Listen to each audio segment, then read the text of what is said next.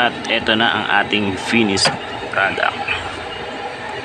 Palitaw na tikoy. So ayan mga kaurago, nakita nyo meron tayong special tikoy at binigay ito sa akin ng aking insan. Shout out Ate George.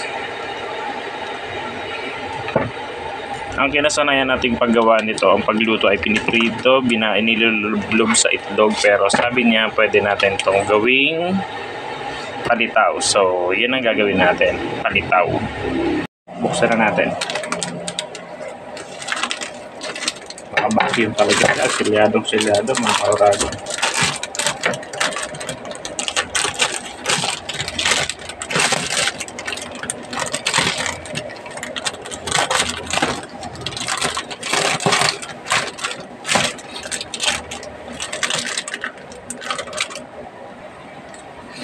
So, paano ba natin gagawin ito? Hatiin muna natin.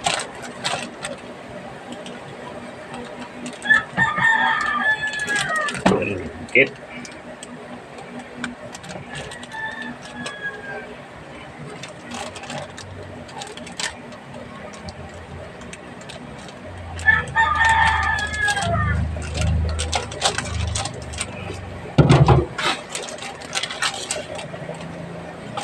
Okay, gawin lang natin sa yung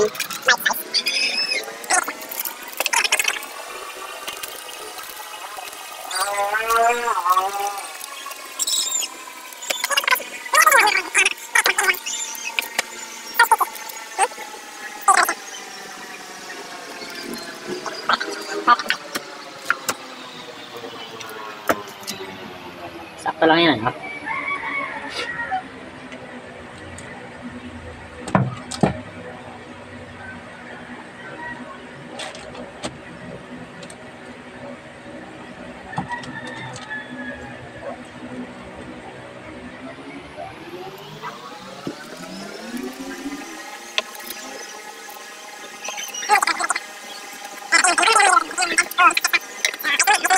So ayan, nagpakulo na tayo ng tubig at ilalagay na natin yung ating palitaw.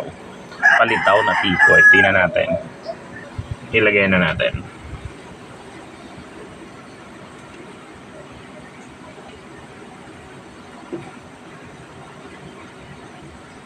Isa-isa lang. Pag lumitaw na yan, sigurado luto na yan. Kaya nga tinawag na palitaw.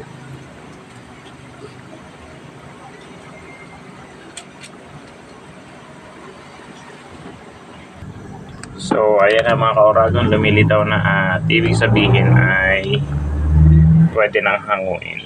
So hanguin na natin at ilagay natin dito sa nyog na meron na natin. Diyan na natin siya ihango para iikot-ikot na natin siya dito.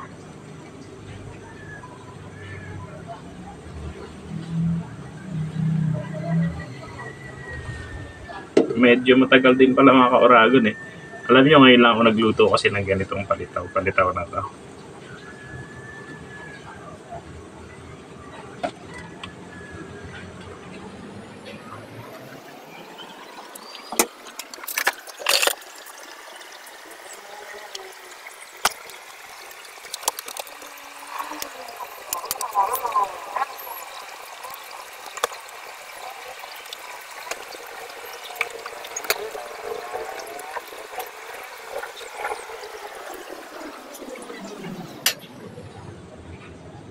Ayan ang unang salang natin.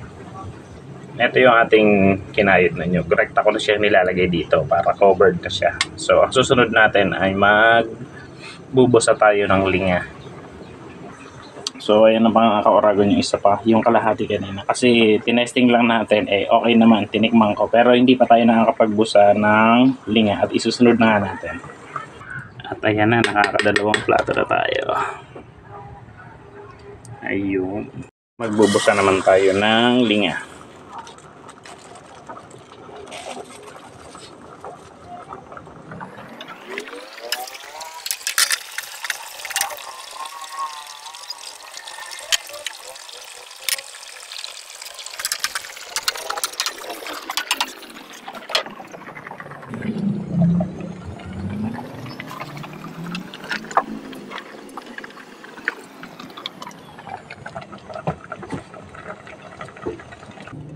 So, okay na ito mga kauragon. Goods na to. Lagyan na natin ng asukal. At eto na ang ating finished product. Palitaw na tikoy.